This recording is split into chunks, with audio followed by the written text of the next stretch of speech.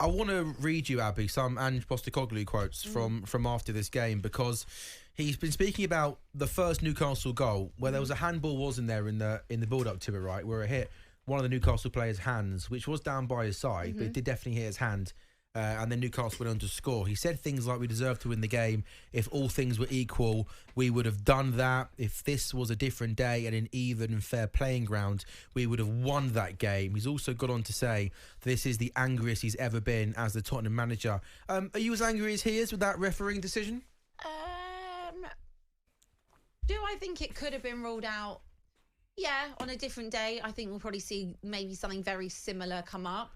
I think also because it obviously led to a goal. That's why he's so incredibly angry. The Premier League Match Centre tweeted the referee's call of goal was confirmed by VAR, who checked for a potential handball by Joel Linton in the build-up and deemed that his arm was by his side in a natural position and the contact was accidental. Now, you can't disagree with that because his hand definitely was in a natural position. Yeah. But then also, if that ball didn't hit his hand, the ball wouldn't have rolled for him to then go and take the ball forward and be in that attacking position. I'm not sure.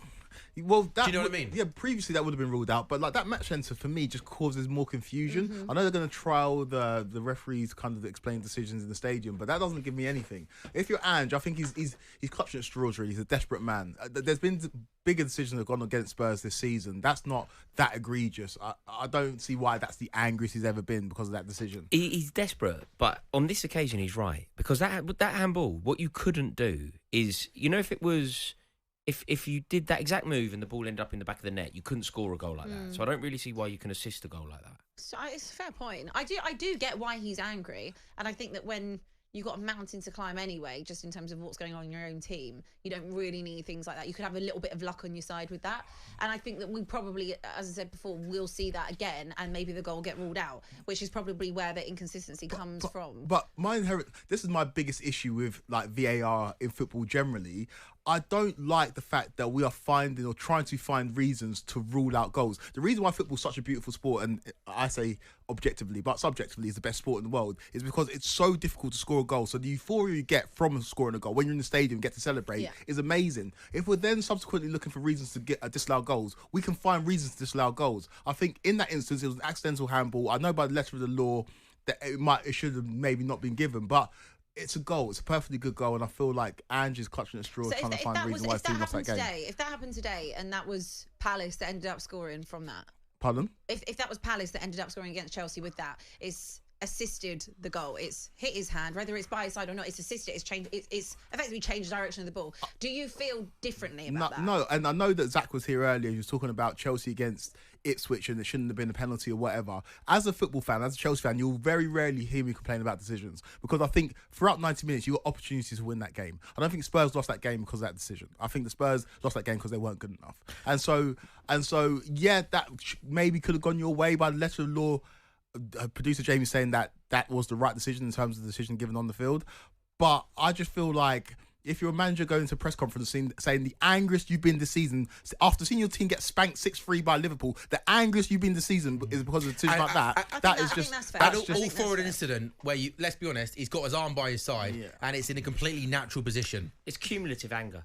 He's just he's the most angry he's been every week, because every week it gets a little bit worse. This is actually just what being at Spurs will do to you. But you're nonplussed. You're like ambivalent to it. There's apathy coming from that corner of the room. You don't care. Like you're not up in arms about the decision. And I feel like you've got to the point where you've been beaten down. Like my analogy, the school kid who goes to school every day. You're calling in sick the next day because you're not really fussed. I can feel the energy from you. Like as a Spurs fan, you've been beaten down by these poor results week after week after week. The fact that you've lost 10 games already this season. Is it a case of you've just given up and you're now concentrating on the cups? I've always been concentrating on the cups. That's been my sole focus the entire season. Are you still supportive of the manager? Yeah, I'm still Ange. Until you go out the cups. Until we get out the cups. I'm Ange until we go out the cups. I will make my own judgment call on it at the end of this month. But if we go out of both cups, if we lost to Tamworth, then that's a sackable offence, isn't it? Let's be real. I was just going to say the apathy thing. With Conte and with Jose, I got to a point where I just didn't care anymore. I'm not there yet with Ange. I do care, but also at the same time, like we've said, extenuating circumstances as well. I'm also allowing him to have a bit of grace in that period. If at the end of Jan, when Romero comes back and Mickey van der Ven comes back, and we get a little bit more solidity.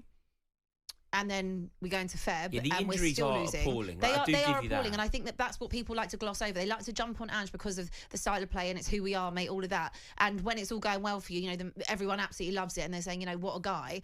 And then when Spurs are losing, which is my team, I got to watch it every week. Then obviously you're like, no, you've got to sack him. He's too stubborn. All this. There are a lot of injuries, and if in February, when we've got some players back, we're still losing, then I will say absolutely, we've gone out of the cups, no problem. But I will still give him that grace. There was a lot of injuries last season, though. Bear in mind the circumstances around Spurs last season. Just lost Harry Kane. The first season about Harry Kane. There was more. In the Chelsea game alone, you had about 3 or 4 injuries, as well as suspensions because Romero's an idiot. We were also terrible. And he dealt with it. He found a way to get results. This season, you've got those injuries, you've got those suspensions, but he's not finding a way to deal with it. Ultimately, I know that there are circumstances, but it comes down to the manager. For me, the manager is the most important person at a football club, and he's not emanating positivity. He's not giving us the sense that he's a man that can turn things around. He's giving us the sense that these are his final days as Spurs manager. No, I'm not there at all. Not Do you, there at Rory, all do you- with it. Rory, do you agree with that? Quakey's hit the nail on the head. His final days as a Tottenham No manager. way. They're No 12th way. in the table with 1 victory. When I say in days, 8 top when I 5 say games. days, I extend that to weeks and months. But this is the final stretch. No, I do agree. I do agree with what Quaker said there. Do you know what felt like a defining moment for me with Postecoglou? When he tried and he basically threw a Hail Mary when Tottenham played Chelsea at White Hart Lane, and he played the 2 centre-halves and both centre-halves were injured. I think sometimes when ultimately a manager gets sacked, you look back on moments, and that for me was such bad management. It was a Hail Mary, wasn't it? I disagree with that.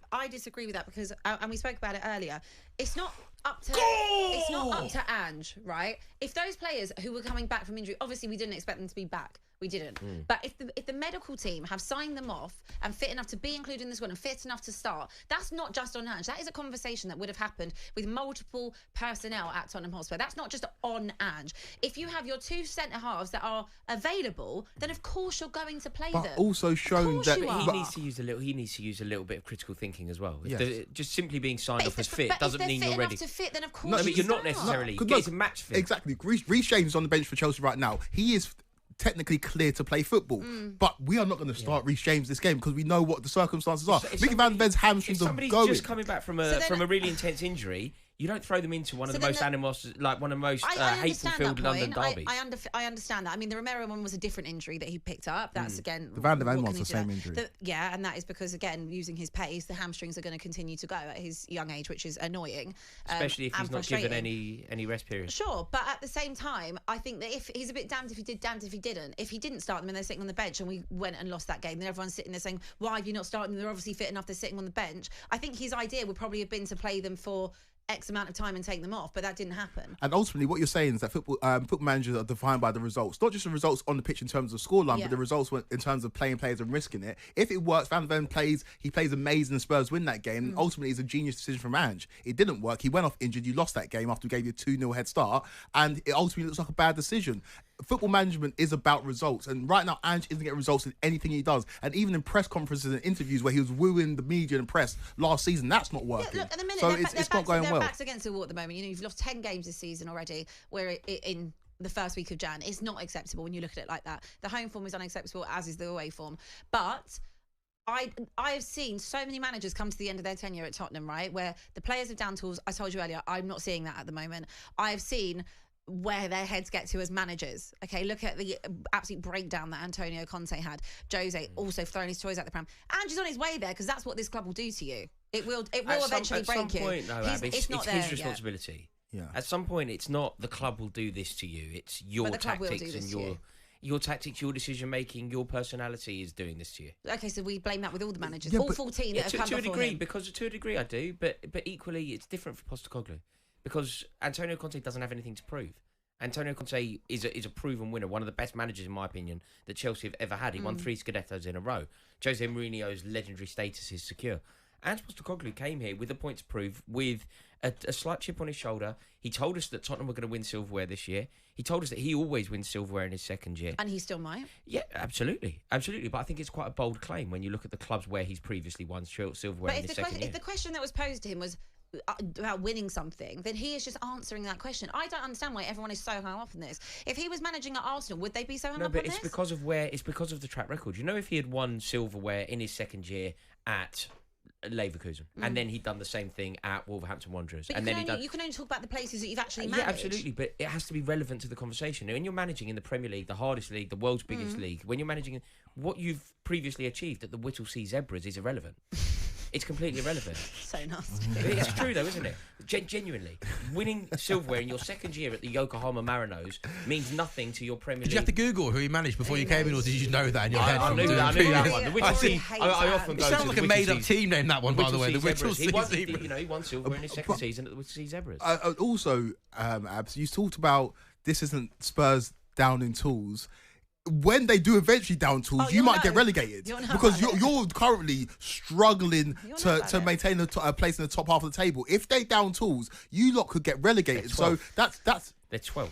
They're insane. 12. They've lost 10. They've won 7. Like they're losing more than they've won by a tragic. And that's them playing for the manager. Wait till they don't play for the manager. I would love to see where Spurs are then. You'll see it. Okay. Because do you know what, Abby? Right, 20 games, 24 points. It won't be the case. It won't be the case this season. I'm not even suggesting for 1 second that you're in a relegation fight. You're absolutely not. But you know, when we were young, that kind of points tally does see you relegated. Yeah, like you're currently accruing a points tally. That like West Ham were relegated that year with what 42. Yeah, I don't think you hit 42 on current trajectory. That's Spurs what you're going to go for. 40 points, Rory. I don't think you go down. I don't think you go down. When everyone is back fit, and at the moment you're looking at, again, you're asking an 18-year-old kid who actually has probably been better than Dragerson, to be fair. Archie Gray has done a very good job there. You are at the bare bones of a lot of your squad. There is so many games. There is hardly any time to rotate, any time to rest that squad. And I understand they are massively underperforming, but there are also other circumstances. I just can't if when they come back, West Ham United have been having a pitiful season. Their fans are up in arms. Lopetegui, you're a point above them. Yeah. And United are even below that. And I'm sure you don't care about my opinion on Ange, but I've lost faith in him because he's a man that was very forthright in his opinions, right? And when he brought in, or when Fraser Forster had to come into the side, he defended him vehemently, saying, "I don't need my goalkeeper to be Platini." But he's clearly shown in his decision making and your decision making in the transfer window that he does need the goalkeeper to do something. So he's not a man that's standing on business or standing on his word. I don't know if his word means. Do you think that is though a message from the club when he said Fraser Forster's here, we don't need another goalkeeper? And I do genuinely believe if Fraser Forster now hadn't got injured or whatever, been out ill. Can I ask you that question though? Your thoughts on that is very interesting. From the manager or from the board? So you asked Kwaku there. Yeah. Do you think that's him saying something on behalf of the board? Yeah, I do.